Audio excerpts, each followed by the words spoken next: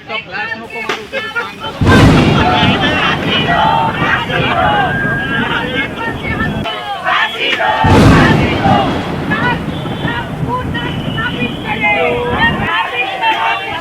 राजमुद्रेचा विकृतीकरण बंद करा. राजमुद्रेचा विकृतीकरण बंद करा. महिलांवरील अत्याचार बंद करा. महिलांना धार्मिक दृष्टिकोनातून पाहणे बंद करा. भारत की महिला जिंदाबाद. भारत का संविधान जिंदाबाद. बिल्किस बानो के अपराधियों को फिर जेल भेजो. बिल्किस बानो के अपराधियों को जेल भेजो. नारी शक्ति जिंदाबाद. डॉक्टर बाबा साहब आंबेडकर जिंदाबाद. महात्मा ज्योतिबा फुले जिंदाबाद. माई सावित्री जिंदाबाद. माई फातिमा जिंदाबाद. माई रमाई जिंदाबाद. बिल्किस बानो के साथ इंसाफ करो. मेघवाल के हत्यारों को फांसी दो. आवाज दो. आवाज दो. मनुस्मृति मुर्दाबाद. मनुस्मृति मुर्दाबाद. ब्राह्मणशाही नहीं चलेगी. ब्राह्मणशाही नहीं चलेगी. संविधान जिंदाबाद. भारत की एकता जिंदाबाद. आवाज दो. आवाज दो.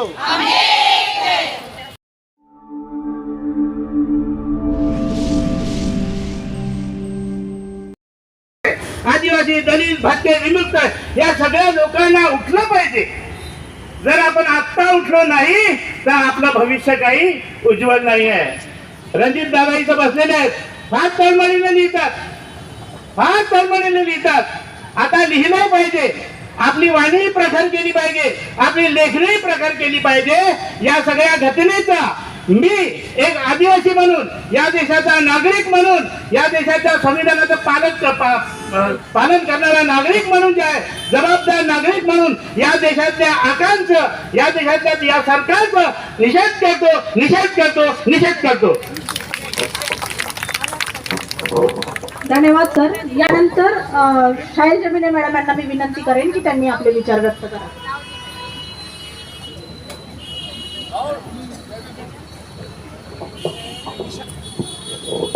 पीछे हो जाओ थोड़ा सा.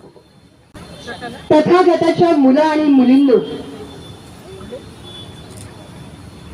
मातृशक्तीचा आदर्श असलेल्या जिजाबाई भोसलेच्या मुला मुलींनो, स्त्री दास शूद्रांचे राजे असलेल्या छत्रपती शिवाजी महाराजांच्या मुलं आणि मुलींनो, शिक्षण घेणं हा प्रत्येकाचा जन्मसिद्ध हक्क आहे आणि तो त्याला मिळालाच पाहिजे.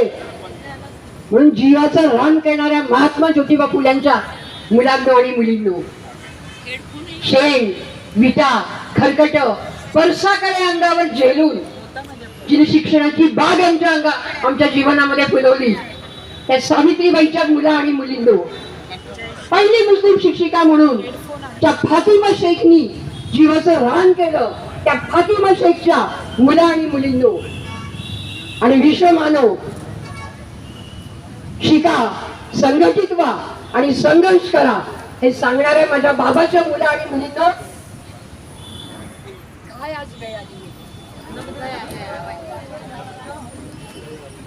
आज वेळ आली आहे.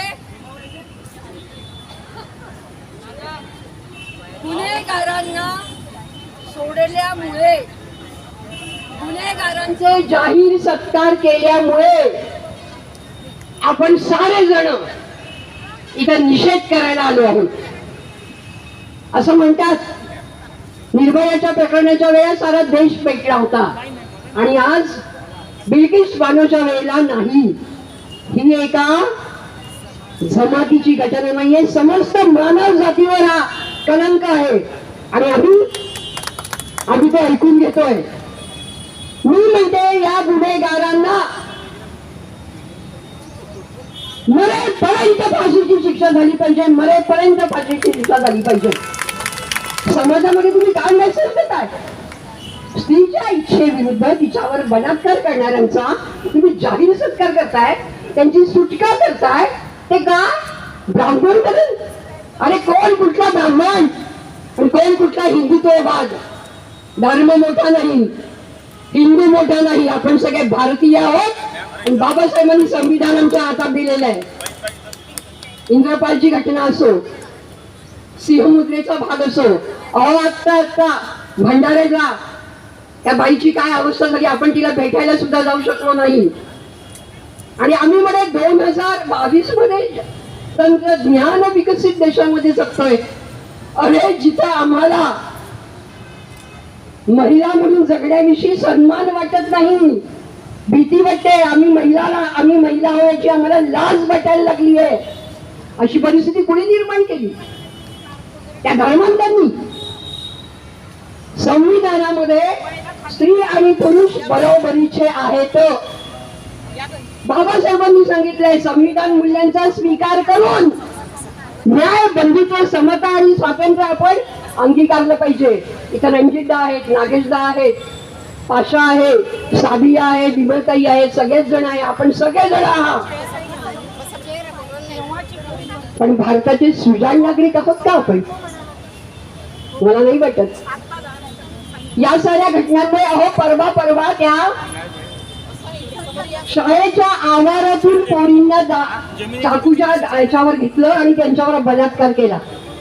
म्हणजे शाळा सुद्धा आता सुरक्षित नाही का? आमची मुलगी घरात तरी सुरक्षित आहेत का? आणि आम्ही आहोत का? अरे उठा आता, घ्या हातामध्ये तलवार. तलवार कसली? न्यायाची, संविधानाची. बाबासाहेबांनी दिलेल्या त्याचं संरक्षण करायचंय. त्यांच्या पुतळीमध्ये संविधान बदलण्याचं आहे. लोकशाही ठोकशाही झाली आहे. मला बरं नाही, मी एवढंच सांगेन, न्याय, बंधुत्व, स्वातंत्र्य आणि समतेचा भारत आपल्याला निर्माण करायचं आहे. संविधानाचं मूल्य अंगीकारून आपल्याला जगायचं आहे. आणि एवढंच सांगते, जिंकणार आहोत आम्ही उद्याची प्रत्येक लढाई. जिंकणार आहोत आम्ही उद्याची प्रत्येक लढाई. अन्याय अत्याचाराची नाकानुसारी चढाई जिंकणार आहोत आम्ही उद्याची प्रत्येक लढाई. जय हिंद, जय भारत. थँक्यू. यानंतर साकेत मोहन सरांना विनंती करते की त्यांनी आपले विचार व्यक्त करावे. साकेत मोहन सर. खूप धन्यवाद आयोजकांना की मला आज इथे बोलायची संधी दिली. मित्रांनो, सगळ्यात आधी आपलं वक्तव्य सुरू करायच्या आधी मी बिल्किस बानो यांना क्रांतिकारी सलाम करू इच्छितो, ज्यांनी म्हटलं की मला सूड नाही पाहिजे, मला न्याय पाहिजे. आणि न्याय ही संविधानामध्ये, आपण संविधानाची प्रस्ताविका इथे वाचली, त्यामध्ये सामाजिक, आर्थिक आणि राजनीतिक न्याय हा दिला. न्याय आपल्या संविधानाचा बॅकबोन, आपल्या संविधानाचा एक मूल विचार तो आहे. आज जे गुजरात सरकारकडून, कोर्टाकडून नाही, गुजरात सरकारने बसवलेल्या कमिटीने, त्याच्यामध्ये 2 भाजपाचे MLA आहेत, त्याच्यामध्ये एक माणूस स्वतः आहे जो भाजपाचा मेंबर आहे, हे म्हणजे प्रूव्हन आहे.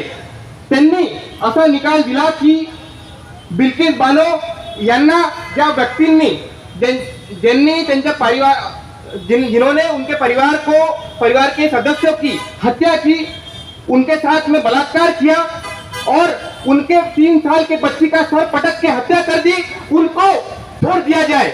ये न्याय व्यवस्था आज भारतीय जनता पार्टी के सरकार में और राष्ट्रीय स्वयंसेवक संघ के विचारों से चलने वाले सरकार में आज ये न्याय प्रणाली आज हम देख रहे हैं. और साथियों, अपने बात को आगे बढ़ाते हुए हम आज जब ये धरना प्रदर्शन कर रहे हैं तो हम याद कर रहे हैं इंद्र मेघवाल को भी, एक बच्चा 9 साल का जिसे पीट के हत्या कर दी जाती है, मार दिया जाता है. क्यों? क्योंकि वो जरूरत करता है कि अपने स्कूल में भाड़े से पानी पिए. और उसके बाद उसके परिवार वालों के साथ में पुलिस वाले जोर जबरदस्ती करते हैं, उन्हें मार पिटाई करते हैं केस वापस लेने के लिए.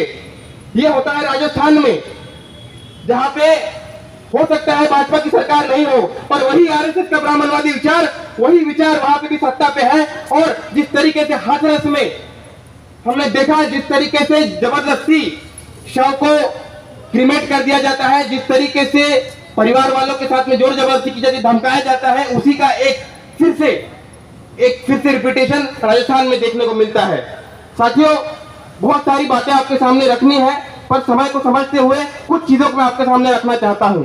सबसे पहला, बाबा साहब अम्बेडकर ने अपने किताब पाकिस्तान और द पार्टीशन ऑफ इंडिया में एक बात कही थी, if Hindu Raj does in fact become a reality, it will be the greatest tragedy for this country। अगर हिंदू राज इस भारत में प्रस्तावित हो जाता है तो इस देश के लिए सबसे बड़ी ट्रेजेडी वही होगी। और आज हम देख रहे हैं आज किस तरीके से हिंदू राष्ट्र, राष्ट्रीय स्वयंसेवक संघ के विचारों पर चलने वाला एक राष्ट्र, वही संघ जो संविधान को जब संविधान कॉन्स्टिट्यूएंट असेंबली में अडॉप्ट किया जाता है तब कहता है कि हमें संविधान मंजूर नहीं है, हमें मनुस्मृति चाहिए। जो संघ ये कहता है, आज भले ही कह ले कि तिरंगा लगा लीजिए, जो तिरंगे को कहता था कि हमें तिरंगा मान्य नहीं है, हमें भगवा झंडा ही मान्य है, वो और उसके विचार जो कहते हैं कि सामाजिक न्याय नहीं मिलेगा, समरसता चाहिए तो समरसता लीजिए। और समरसता क्या है? समरसता यही कहता है कि जातियां रहेंगी, जातियों में भेदभाव रहेगा और रोहित वेमुला, डेल्टा मेघवाल और इंदिरा मेघवाल जैसे घटनाएं एक आम बात बन जाएंगी। जो कहता है हमें धर्मनिरपेक्षता नहीं चाहिए, हमें सेकुलरिज्म नहीं चाहिए, जो कहता है उसके बदले आप सिटीजनशिप अमेंडमेंट एक्ट और नेशनल पॉपुलेशन रजिस्टर जैसे अनकॉन्स्टिट्यूशनल एक्ट्स को आप लीजिए और इस देश में, इस देश की अकलियत, इस देश के माइनॉरिटीज, इस देश के ओबीसी, एससी, एसटी ये सेकंड क्लास सिटीजन बन के रहेंगे। ऐसा कोई भी समाज, ऐसा कोई भी न्याय हमें मंजूर नहीं है। और दिल्ली में हम आंदोलन करते रहते हैं और यहाँ नागपुर में भी करते हैं और मुझे पूरा भरोसा है कि एक देशव्यापी आंदोलन के तहत इस संघ के सरकार को जड़ से उखाड़ के फेंका जाएगा। राष्ट्रीय स्वयंसेवक संघ को आज आप लोग यहाँ पे हैं, मैं आप लोगों को भी क्रांतिकारी सलाम करना चाहता हूं कि नागपुर के भूमि पे जहां पे संघ ने जन्म लिया, जहां पे देश के नेता आके ज्ञान लेते हैं, वहां पे आप लोगों ने एक आवाज को बुलंद किया है और ये कहा है कि हम आपसे डरते नहीं हैं, हम आपके खिलाफ पे आवाज उठाएंगे। और साथियों, अगर ये लोग हमें डराए, अगर ये लोग कहे कि हम आपके ऊपर यूएपीए लगाएंगे, हम आपके ऊपर एनएसए लगाएंगे, हम आपके ऊपर सेडिशन लगाएंगे, जैसे मेरे यूनिवर्सिटी के कई छात्र हैं जिनके ऊपर लगाया गया है, हमारे साथी हैं जिन उमर खालिद हो या शर्जील इमाम हो जिनके ऊपर यूएपीए जैसे कानून लगाए गए, जो कानून ये कहता है कि आप जब तक अपने आप को बेगुनाह नहीं साबित करेंगे तब तक के आपको कानून गिल्टी मानेगा, तब तक के आपको कानून दोषी मानेगा। ऐसा कानून वो हमारे ऊपर लगाते हैं और हम कहते हैं कि हम नहीं मानते इस कानून को, हम संविधान को मानते हैं, हम मानते हैं बाबा साहब अम्बेडकर के संविधान को। और हम जो न्याय प्रणाली आपका है जिसमें बिल्किस बानो के बलात्कारियों को छोड़ दिया जाता है, जिसमें गुजरात के दंगों में जो दोषी है, चाहे अभी के प्रधानमंत्री नरेंद्र मोदी हो, चाहे गृह मंत्री अमित शाह हो, चाहे कोडनानी जैसे लोग हो, वैसे लोगों को हम कहते हैं कि ये हमारे संविधान के साथ किया जाने वाला आपकी तरफ से एक मजाक है और हम मांगेंगे न्याय, हम बोलेंगे कि हमें न्याय चाहिए। और यहाँ पे साथियों ने बात रखी मृत्युदंड की, तो मैं आपको कुछ बात बताना चाहूंगा। National law university new Delhi की तरफ से एक स्टडी हुआ था 2.5 साल का, जिसमें सामने आया कि 76% जितने लोग आज डेथ रो पे है, जितने लोगों को आज मौत की शिक्षा हुई है और जो रुके हैं पनिशमेंट के लिए, उसमें 76% लोग ओबीसी, एससी, एसटी और रिलीजियस माइनॉरिटीज हैं। ये कैसा न्याय है? क्या इस देश में जुर्म सिर्फ इस देश का बहुजन, इस देश का वंचित, इस देश का पिछड़ा ही कर सकता है? क्या जब ब्राह्मण एक गुनाह करता है तो उसे कहा जाता है कि संस्कारी ब्राह्मण है? क्या यही है इनका न्याय? और इसी के साथ अपने बात को और आगे नहीं बढ़ाते हुए यही बात खत्म करूंगा। ये संघर्ष नागपुर में भी हो, दिल्ली में भी होगा, देश के हर हिस्से में होगा और हम इस संघ के खिलाफ एक पुरजोर संघर्ष करके इस सत्ता को उखाड़ सकेंगे। यही कहते अपने बात खत्म करूंगा। जय जय जय जय जय भीम, जय सावित्री, जय भीम। जय पेरियार जय भीम, जय ज्योतिबा जय भीम। शुक्रिया साथियों, जय भीम, इन्कलाब जिंदाबाद। यानंतर पुष्पा मांडकर मी यांना विनंती करते की त्यांनी आपलं गीत सादर करावं.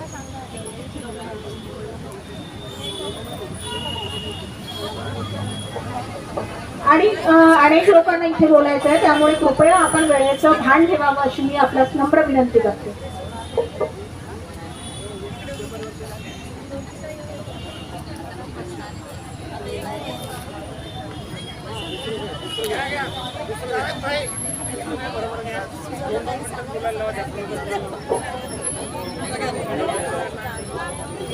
ॲडव्होकेट तुबा सरोवर यांना अशी विनंती करते की त्यांनी आपली सादर करावी.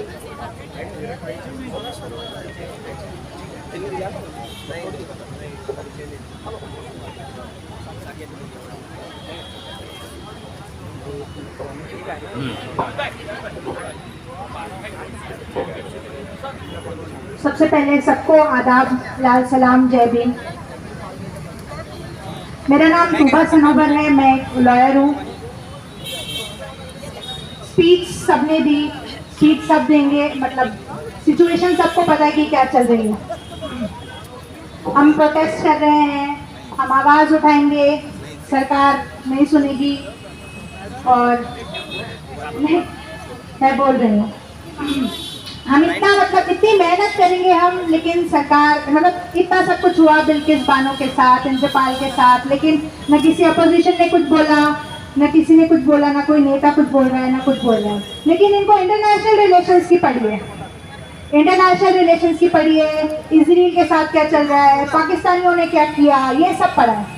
तो मैं इस सिचुएशन को कि हम जो चीज़ें देख रहे हैं उसको नहीं देखते, उसको सुधारने की कोशिश नहीं करते, लेकिन बाहर क्या चल रहा है उसके बारे में ज़्यादा इंटरेस्ट लेते हैं। इससे रिलेटेड मैं हबीब जालिब की एक नज़्म आपको सुनाना चाहूँगी।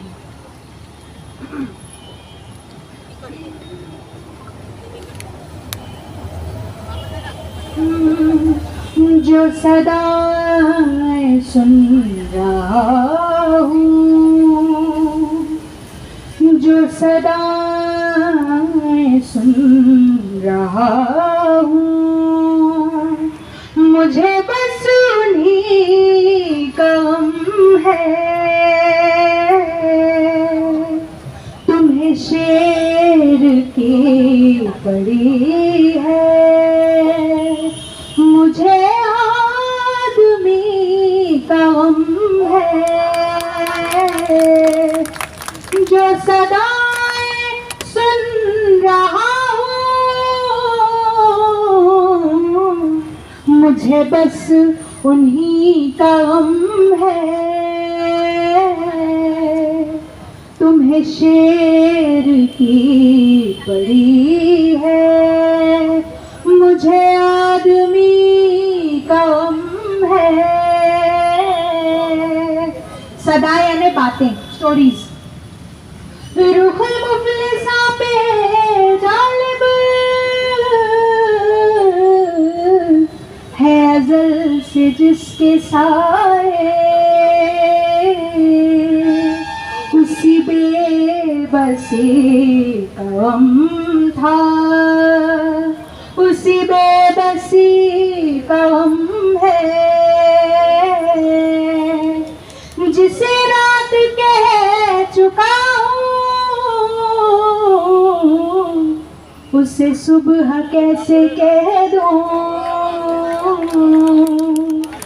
जिसे रात कह चुका हूँ, उसे सुबह कैसे कह दूं। यहाँ पास लफ्ज़ किसको, ये फकत मुझी का गम है। जो सदाएं सुन रहा हूँ, मैं हूँ शायरी ज़माना, मेरा और है फसाना। तुम्हें फिक्र अपनी तुम्हें फिक्र अपने घर की, मुझे हर गली का गम है। तुम्हें फिक्र अपने घर की, मुझे हर गली का गम है। जो सदाएं सुन रहा हूँ, मुझे बस उन्हीं का गम है। तुम्हें शेर की कड़ी है, मुझे आदमी का गम है। बहुत बहुत शुक्रिया।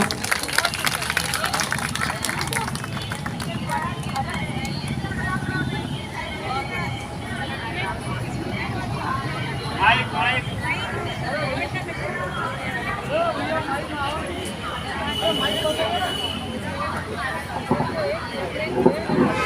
अतिशय सुंदर. तुम्हें फिक्र तुम्हारे घर की, मुझे हर गली का काम है. यानंतर डॉक्टर साबिया खान जमाती इस्लामी यांना मी विनंती करते की त्यांनी आपले विचार व्यक्त करावे.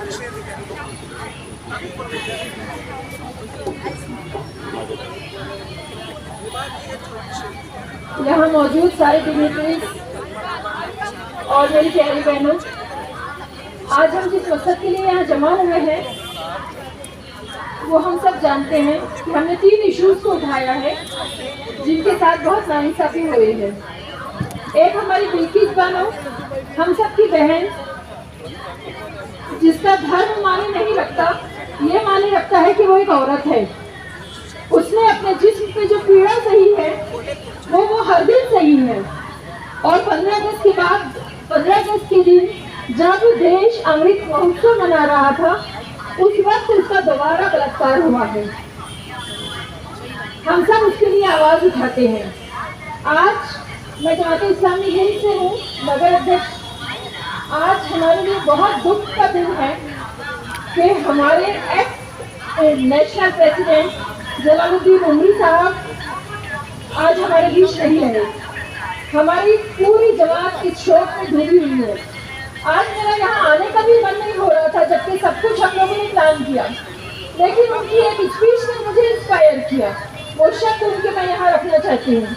वो कहते हैं कि जहाँ भी जुल्म हो, तुम मुसलमानों को जाके ये बताना होगा कि मुसलमान जुल्म नहीं सहेगा, और जहाँ जुल्म होगा वहाँ पर मुसलमान भी खड़ा होगा, और वहाँ पर जमात इस्लामी का कैडर भी खड़ा होगा, और वहाँ पे औरत भी खड़ी होगी. आज हम सब बिल्किस बानो के लिए खड़े हैं, हम इंद्रपाल के लिए खड़े हैं, हम अपने देश के संविधान को बचाने के लिए खड़े हैं. ये कैसा न्याय है? उमर खालिद कुछ नहीं किया, 2 साल से जेल में है. शर्जील इमाम ने कुछ नहीं किया, 2 साल से जेल में है. हमारे जर्नलिस्ट सुधीर तक्कर, बहुत से जर्नलिस्ट, बहुत से एक्टिविस्ट जिन्होंने इंसानियत के लिए लड़ा, वो जेलों में बंद है. और रेपिस्ट छूट रहे हैं, हथियारे छूट रहे हैं, और सिर्फ छूट नहीं रहे हैं बल्कि उनका सत्कार किया जा रहा है, मिठाई खिलाई जा रही है, उन्हें हाथ पहनाया जा रहा है, जो हम औरतों के लिए बहुत दुखदायी है. और ये रेपिस्ट का छूटना आगे के लिए ग्रीन सिग्नल है उन केसेस में जिनमें बलात्कार के केस चल रहे हैं. उनके एक्यूज, उनके जो गुनहगार हैं, वो इसको दलील बनाकर मर्सी पिटीशन डालेंगे और वो भी छूटना चाहेंगे. तो ये देश किसका भला कर रहा है? ये देश किसका भला कर रहा है?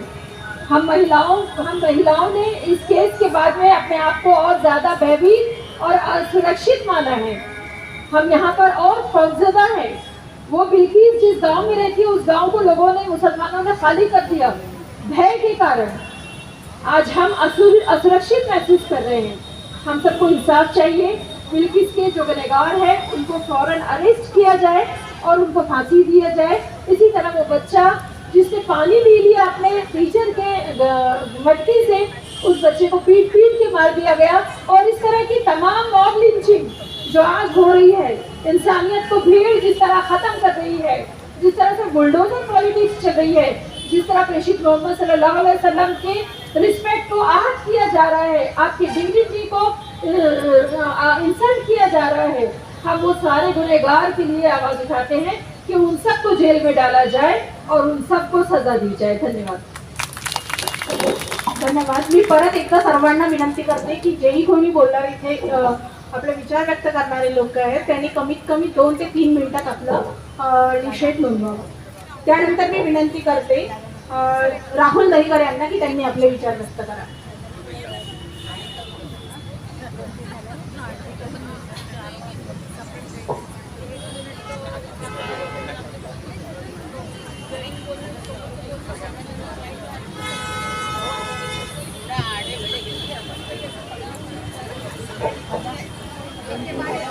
सर्वांना जय भीम। मी राहुल दहीकर, वंचित बहुजन आघाडी नागपूर शहरचा महासचिव। मंचावर उपस्थित आजचे पाहुणे रणजितदादा मेश्राम आणि इतर सर्व नेतेगण आणि सर्व मित्रमैत्रिणींनो, आज हे धरणं आंदोलन जे आहे बिल्किस बानोच्या प्रकरणामध्ये या 11 लोकांची जे दोषी होते, जे आरोपी होते, 14 वर्षाची सजा कापल्यानंतर त्यांना मुक्त करण्यात आलं, त्याच्या विरुद्ध आहे। आणि इंद्रपाल जो आहे 9 वर्षाचा मुलगा, त्याला या जातीयवादी वादाच्या मानसिकतेतून त्याला मारण्यात आलं आणि तेही एका मास्तराकडून। हा विचार करताना आपण लक्षात घ्यावं, ह्या भारत देशामध्ये स्वातंत्र्य मिळून आज 75 वर्ष झाले आणि 75 वर्ष झाल्यानंतरही हा जर भारतामध्ये प्रकार होत असेल म्हणजे आजही दलित, वंचित, पीडित, अल्पसंख्याक इत्यादी जे लोक आहेत त्यांना अन्याय अत्याचार पीडित होत आहे आणि त्यांच्यावर एक शासन अन्याय अत्याचार करत आहे। आपण विचार करायला पाहिजे की आपण हे तर मोठ्या मोठ्या गोष्टी विदेशात जाऊन आणि भारतामध्ये करतात की आमच्या देशातली जी लोकशाही आहे 75 वर्षाची लोकशाही आणि ती खूप प्रगल्भ लोकशाही झालेली आहे। मार मोठ्या मोठ्या ढिंगा हाकतात, परदेशात जाऊन आमची खूप प्रगल्भ आणि मोठी लोकशाही आहे। आणि इतक्या मोठ्या लोकशाहीमध्ये या देशामधले दलित, वंचित, पीडित आणि अल्पसंख्याक लोकांवर हे जर राजरोसपणे अन्याय अत्याचार करत असतील तर ह्या बहुसंख्याकवादी लोकांनी लक्षात ठेवावा की डॉक्टर बाबासाहेब आंबेडकरांनी हे सांगितलं होतं की तुमची जे लोकशाही टिकेल तर हे अल्पसंख्याक लोकांच्या मतावरच टिकणार आहे आणि त्या लोकांवरच ते दलित, पीडित आणि अन्याय अत्याचार जर शासनाच्या द्वारे जर होत असेल हे खपवून घेतल्या जाणार नाही आणि शासन इथली जे लोक आहेत हे चालू देणार नाही आणि सरकार उलथवून टाकल्याशिवाय राहणार नाही। मार लोकशाहीचा प्रोपगंडा करतात। अरे कुठली लोकशाही? ज्या लोकशाहीमध्ये नैतिक अधिष्ठान नावाची गोष्ट नाहीये, लोकनिष्ठा तर सोडा। अरे ज्या मुस्लिम स्त्रीवर बलात्कार झाला, तिची 3 वर्षाची मुलगी ती मारली गेली, 11 लोकांना तुम्ही मोकाट सोडता की म्हणजे मुस्लिम म्हणून सोडता की एक महिला म्हणून सोडता? हे तुम्ही जे धर्माचं जे राजकारण सुरू केलेलं आहे हे आपण बंद करायला पाहिजे। आणि आपण जेवढे लोक इथे उपस्थित आहोत याच्यामध्ये आपल्या लोकशाहीमध्ये जसं डॉक्टर बाबासाहेब आंबेडकरांनी आपल्याला सांगितलं होतं की लोकशाही जर टिकवायची असेल त्याच्यामध्ये ज्या कंडिशन सांगितल्या होत्या त्या कंडिशन मध्ये एक कंडिशन लोकनिष्ठेची होती। लोकनिष्ठेची कंडिशन म्हणजे काय? अन्याय कुणावरही हो, सर्वांवर अन्याय जरी झाला त्या अन्यायाचा प्रतिकार करायसाठी लोकमानस आंदोलनाच्या माध्यमातून उभं होणं त्यालाच आपण लोकप्रतिष्ठा म्हणतो। इथे समजा एका मुस्लिमावर अन्याय होत असेल, एका दलितावर अन्याय होत असेल किंवा एका ओबीसी बांधवावर अन्याय होत असेल, एका वंचितावर अन्याय होत असेल, एका दलितांवर अन्याय होत असेल तर फक्त त्या वर्गातला माणूस आणि जनमानूस तो फक्त आंदोलनासाठी उभा राहतो। बाकीचे लोकांनी हे लक्षात घ्यावं की इथं जातपात न पाळून तुम्ही सर्वांनी एकावर अन्याय होतो तर सर्वांनी त्या लोकांसोबत त्या आंदोलनामध्ये सहभागी व्हावं. हे जोपर्यंत करत नाही तर तुम्हाला लक्षात ठेवा, या देशामध्ये लोकशाही नाही आहे आणि जागतिक याच्यावर षडयंत्र चालू आहे की या देशामध्ये किंवा कुठल्याही देशामध्ये विदेशामध्ये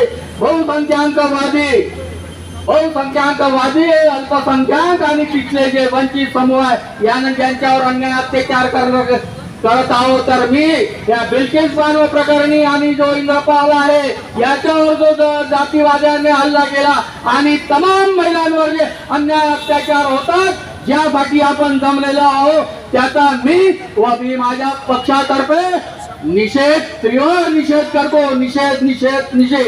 मला आयोजकांनी बोलण्याची संधी दिली. मी माझं वक्तव्य इथे थांबवतो. जय भीम, जय भारत, जय जवान.